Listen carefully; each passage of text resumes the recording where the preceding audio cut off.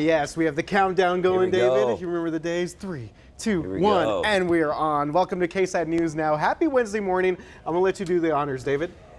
Hump day. There we go. I got in trouble when I did it real loud. Everybody in the station was like, "What's going on down there?" I've heard such things. Yeah. I think I did it with Alicia, and she was like, she kind of got. Did she have to take out her little earpiece here? "Earpiece." Yeah. I'm like, "Man, I'm deaf now." So, but we'll just do it quiet. Hump day. There we go. Yes, it is Hump Day. Thank you And again, it's Bro guys, Show for Day. being with us. Yes, it is a Bro Show, a midweek Bro Show. Now, usually we are either at the beginning of the week or at the end, so it's kind of nice. A little bit of mixing things up here. See what happens on a Wednesday. How this works out. Well, now I'm a little worried. No. So yeah, we got a lot to talk about today as well. A major shark fin seizure, and we'll talk a little bit about shark fins and a major meat theft. Yes. I mean, okay, shark fin seizure, meat theft, and then we have some interesting things going on football jerseys. So if that doesn't get your attention, then I don't know what will. Are you surprised? With the shark seizure, the meat theft, or with the football the jersey? Actually, I'm not surprised with the way that a lot of leagues and people have been doing a bunch of different experimenting with their jerseys and uniforms. I'm not surprised on any of these stories, actually. So, but they are interesting stories. And Katie Blake is here. Katie, I said, you know, this is the Bro Show today. She said, I can bro. Oh, I can hang with the bros on the Bro Show. So. Yeah. So I know she can. Yeah. So yeah. She can definitely bro it down for sure. she So, keeps us in line. So she'll be here with the weather. Just like, I like a lot of rain yesterday. I don't know a lot of rain, but it was like wet. Pretty good amount. Yeah. Pretty good. It was that. Yeah. It was kind of that nasty sort of drizzle, a more annoying rain than anything. Kind of a pain in the what rain. There you go. I wonder if Katie is. I wonder if they describe it as that. But we will find out. You know what kind of rain? We can ask her. If that's in the weather term book, we'll find out. But first, we're going to talk. Hey, you know, summer's coming up. People are going to be traveling because a lot of the mask mandates have been lifted and things like that. So people are like getting out. We found that during Fiesta that everybody wants to get out and start doing stuff. Earlier this week, a federal judge in Florida ruled against the CDC mask mandate on planes and trains. The U.S. Department of Justice is appealing, but for now, you don't have to wear that mask on just about every airline unless you want to. Yeah, a lot of people were very excited to hear about that news. Yeah. But David, don't throw those masks away just yet, or even burn them up if you plan to travel outside the country this summer. So the CDC has released new guidelines when it comes to traveling in foreign countries, or maybe even to the islands. Yeah, they have basically eliminated the 4-level travel system. If you ever got on there and looked, there was 4 levels that they classified countries in, and so they've gone down to like 3 levels. High risk for COVID is the 3rd level. Level 2 is moderate risk, and level 1 is low risk. The risk level for 4 is pretty much for emergency cases only. So and they get into all the math and all the case numbers is how they determine what level you're in. But it's very interesting how they determine it and what level these countries end up in. Yeah, this is a whole new formula. So for example, European countries like France, Germany, Greece, and Ireland still are at level 3. And if you're traveling out of the country, go ahead and check out the CDC website. They have your destination and level and a brief write-up of what you should expect when you plan a trip there. Yeah, a lot of good information there on what these countries are doing. So if you're still gonna go to one of these other countries, they'll tell you if you got to wear masks indoors. I looked at a couple of these destination places a few minutes ago, and you got to wear masks indoors. If you don't have to wear a mask, if you can congregate like with 500 people or more, or stuff like that. So that's on their website. So it's good information if you plan on traveling outside the US. An interesting note, we talked about those European countries. I know a few of my friends and family that are now thinking of taking trips overseas. So a lot of the European countries are now included in this list that you maybe would not think of, but they are on there as well. And then also other popular spots. Even Canada is also a level 3 right now. So it's an interesting formula. Either way, just whatever you feel comfortable doing, always advise to go with that as well. All right, now to the shark tale. Got a lot of people talking. Oh, man. Texas game wardens discovered hundreds of shark fins at a San Antonio seafood spot. It was during just a routine inspection when they found them. Yeah, so game wardens posted a picture on Facebook with a caption saying that they had seized 381 whole shark fins, along with more than 29 pounds of frozen shark fins inside the restaurant's commercial freezer. That's a lot of shark fins, yeah, David. that's a lot of. If you're wondering, it is against the law. In June of 2015, Governor Greg Abbott signed a bill into law that made the sale, trade, purchase, and transportation of shark fins in Texas illegal. And game wardens did not release the name of the restaurant because it's an ongoing investigation. Yeah, So do people eat shark fins? I mean, I would assume that that's what they were there for, in order for them to be sold for consumption.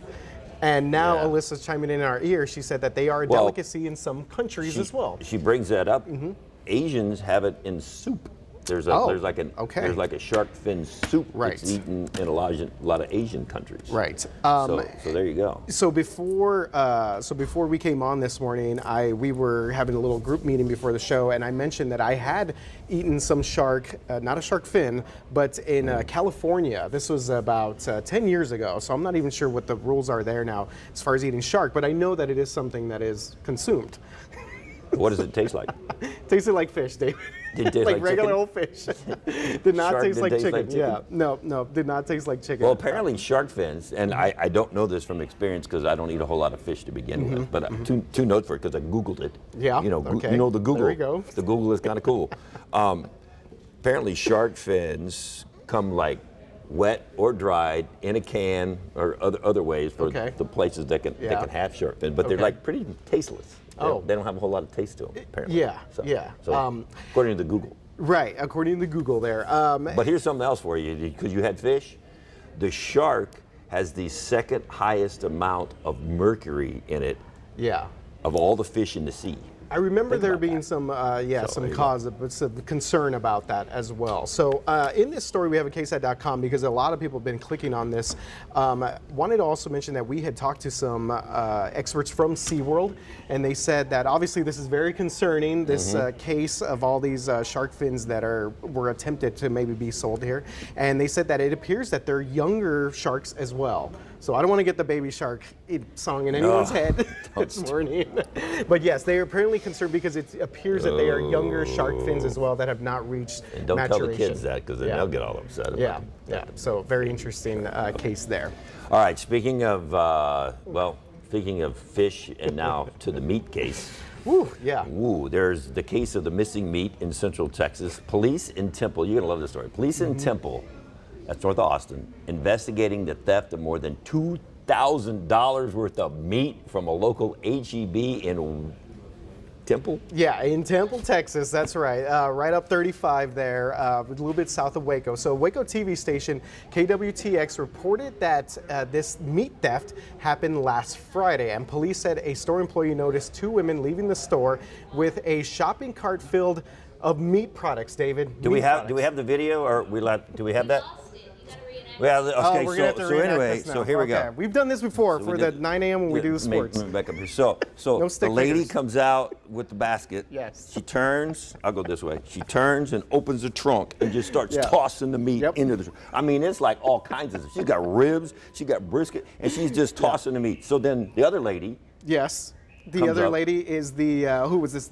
I'll be tossing the meat. Okay, you're talking about the other suspect. There was a lady. HEB there was a person who was actually shooting this, but we've lost it for some reason. We don't have. But there was a person who was shooting this video. He was sitting in his car. Right. His name is Gilbert Quintero. But there was a lady. That lady came up. She was actually an HEB employee. Yes. And she was shooting video of the lady with her phone, and then she was trying to stop her from doing it, like grabbing the basket. She was like yanking the basket at her, and the lady was yanking it back, and they were yanking the basket and tossing meat in the trunk, more yanking the basket and more tossing meat, and the guy's just sitting in his car shooting this. He didn't do a thing, but he didn't do it. But he didn't bother to like step out or do anything. Yeah, and but then she just like slammed the trunk down, got in her car, and drove off with $2,000 worth of meat. Took out with me. This was like it reminded me of that old that game Supermarket Sweep where people just like pick up stuff and just but like. I think that's legal.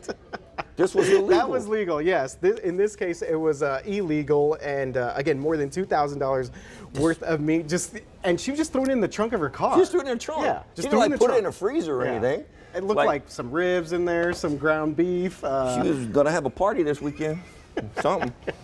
I don't know what she's doing with all that meat, but I hope she didn't ruin it tossing it in the trunk. Yeah, so this video, the video has gone viral, and again, Gilbert Quintero was the individual who shot it, so you're probably going to be able to see it on a bunch of different places as well. And when she gets nice caught, reenactment there, David. I really appreciate it.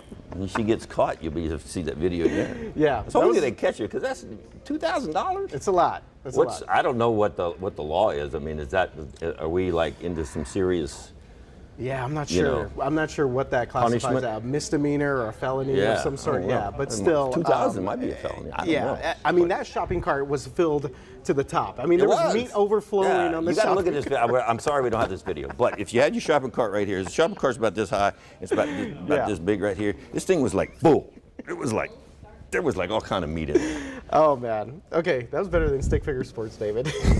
We're trying. Hey, speaking of sports. Okay, so this is a pretty interesting story. We've seen these QR codes, right? They're on everything nowadays. Yeah, it's like menus. We see them. We're gonna have to get us a Bro Show QR code. There we go. Yeah. Hey, there you go. If Colton Parker's listening, our managing editor, a Bro Show QR code, that'd be nice. So now they're on everything, including football jerseys. This, how do you suppose, if this guy's running down the field, how do you suppose, so they put it on, this is UCF, University of Central Florida. Yeah. They held their spring game this last Saturday, like a lot of schools do, but they had QR codes on their back instead of their numbers. So you don't know who the guy is until you QR code him, I guess. And they got their names on there, but you don't know what number he wore. I mean, for anyone watching this, I'm assuming these guys are moving, fast enough on the field. Yeah. How do you even scan this in enough time to get their bios to pop up? Because if you're sitting in the stands, okay, how do you focus in on that? And if you're on TV, I guess a TV camera could zoom in tight enough to get it, and you could get it off the TV screen, right? But if you're sitting in the stands, what do you get? I guess you get them on on the sidelines. I guess so. Hey, yeah. Dude, can you turn your back so I can get your QR code and find out who you are? Yeah. So the last name of each player. This player right here looks like Paoli, and then QR code there at the bottom. But there was some good social media reaction to this. I bet there was. A lot of fans were like, "Wow, this is pretty cool. A very innovative way to get to know the players." If you were quick enough to scan their QR codes on the back of their jerseys. So I think we should have the Bro Show QR code. Don't you think that would be good? That'd be good. I think let's get it. We can put it on the back of your shirt. You put it on the back of your dress shirt. Put it on the back of my dress shirt. Put it on my tie. QR code on my jacket. Tie. Yeah, that'd be or good. on the back of the computer or something. We'll figure out something. We'll come up with something. The QR. Hey, and by the way, since we're speaking of sports, this is just coming down on the wire. This is back to some serious sports news here for just a second. Yeah. But Wimbledon is banning players from Russia and Belarus. Yeah. From the tournament this summer that comes up in June. So that's kind of that's some breaking news, kind of interesting, and it affects several of the top players. I think there's 5 total from Russia and Belarus. Yeah, we were talking some of the top players in the world. Yeah, including the world number 2 and reigning U.S. Open champion, who's Daniil Medvedev.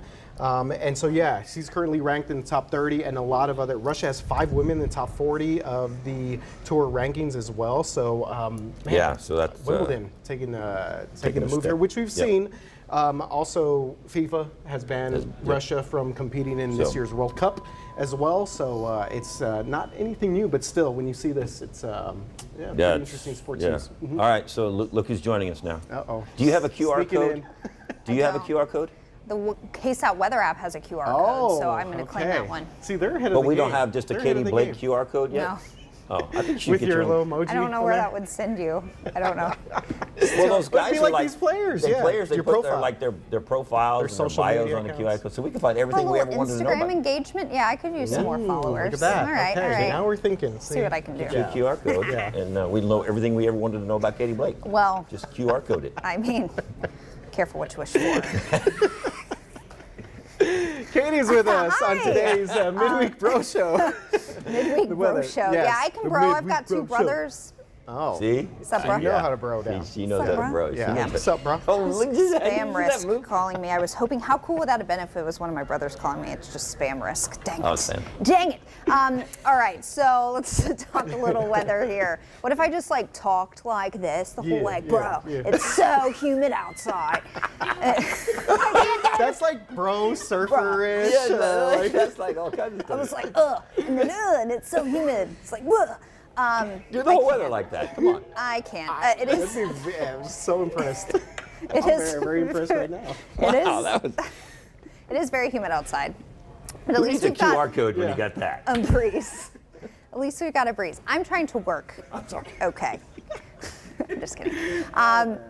It's still cloudy. Of course, yesterday was a gray day. It was cool. We had that drizzle and really light rain for the most part. Didn't add up to much, but yeah, just really kind of a gloomy day yesterday. And we've still got a lot of clouds currently, but the trend will be, especially after lunchtime into mid-afternoon, that we're going to start to see this cloud cover break up a bit, and we should be able to squeeze in some sun, especially by about 4 or 5 o'clock this afternoon. So with the return of some sunshine, it is going to be a much warmer day today. We're in the mid-upper 70s now. We'll jump up about another 10 degrees when all is said and done today. So humid and warm, but we'll have a pretty good breeze in place, not only today, but also for the next several days. So look at your dew points now. A lot of these numbers are near 70. That's starting to get into the oppressive humidity range. And our humidity levels really won't change much over the next several days. In fact, all the way through the weekend into early next week. But we really need some good rain, and you've got to have high humidity to help us out with rain chances. And looking ahead to the next few days, just some stray chances of rain Thursday and then again Saturday. But by Sunday, especially later in the day Sunday and then Monday next week, we've got a better chance of rain, kind of a glimmer of hope here as far as a kind of a weather pattern change that would lend itself to better chances of rain. So let me move over to this side really quickly. So over the next 7 days, things are looking better. This is kind of the best rainfall outlook we've had in a while. Now, it's not going to be everything we need, but with some better rain chances coming in late in the weekend and then early next week, areas around San Antonio potentially looking at around or less than 3/4 of an inch of rain. In some spots north of Highway 90 could even be closer to 1 inch of rain. So again, it won't be everything we need. Our rainfall deficit is sizable and drought is widespread across the area. But this is a very encouraging sign here just with our weather pattern late Sunday into Monday for some areas of rain and also a few thunderstorms. This comes with a front. That's really the big trigger for these rain chances coming in early next week. And with that front will come a brief drop in humidity and also a cooler day on Monday with highs in the 70s. So the weekend will be warm and muggy, but then those rain chances kick in Sunday evening, Sunday night, and through Monday. So that's really what we're going to be watching over the next several days, because through the weekend, things won't change a whole lot. It'll be warm, muggy, and also windy all the way through the weekend. I know, David, you're like, enough with the wind, right? I think I heard you say that on Monday. Yeah. It's like but the wind is hanging around. It's hanging around. I'm going to go, bruh. We No. want Bye. to, Bruh. yeah, bring you No, over no. here. No, you real have to quick, come over Katie. here. Yes. Oh, no. No, over. To the table? Yeah, because if you're going to be a part of the bro show, you can just start it like you're Yeah, doing we're doing it big. We're doing, Yeah. Katie, that, I've never been over here. that forecast was You go. epic, brah. Epic, bruh. Epic stuff, brah. I looked really- up surfer terms. I really during pushed your- myself. You did look up Yeah, Cowabunga. That's an old school one. Dawn Patrol going surfing. Oh, we first weren't? thing Oh, in the we morning. were we gotta do not this on again. camera, So here, welcome to the bro here you show. go. Boom, Thanks, bro. doing it. Up top, There you bro. go. We got QR codes. We're broing down. Broing Doing down. the most. Oh, here, let me see this. Cranking. When the Cranking. waves are good, it's said to be cranking. Cranking. It's Okay, cranking, bro. yeah. Cranking, bro? Bruh. Bra. The only You gotta thing say I know bra. how to say is bruh. I know. Just add bra to the end bruh. of everything. That's good, though. All right. That's good. All right, This is well, cool. thanks. Thanks for having me. Thanks for coming over here, Katie. I know we kind of brought you over here in the wind. Alyssa Cowabunga. does this, but that's Hawaii, right? Is that just? It is, yeah. Is that it? Hawaii? Well, UTSA, it's also their road runners, yeah, but Hawaii's good. We go Hawaii's to good too. Hawaii. All right. All right, bro. Do I go now? Do I leave now? I think you're good. Yeah, thank you very much, You do whatever Katie. you want. If you want to stay, you can stay. If you want to go, you can go. Because I think we're about done. We Well, yeah, are we're about done, No, David. we're done. Yes. Just stay. We're done. Yeah, if you just want to hang out, thank you very much, everybody, for being with us this morning on our midweek bro show. David, always a good time, Pleasure. man. Yeah. So now we got Mondays, Wednesdays, and Fridays covered. Yeah, we're good. That's good. All right. We're good. And we appreciate you guys being with us. We will be back here tomorrow at 11 a.m. Have a great hump day, everybody. Hang 10, dude.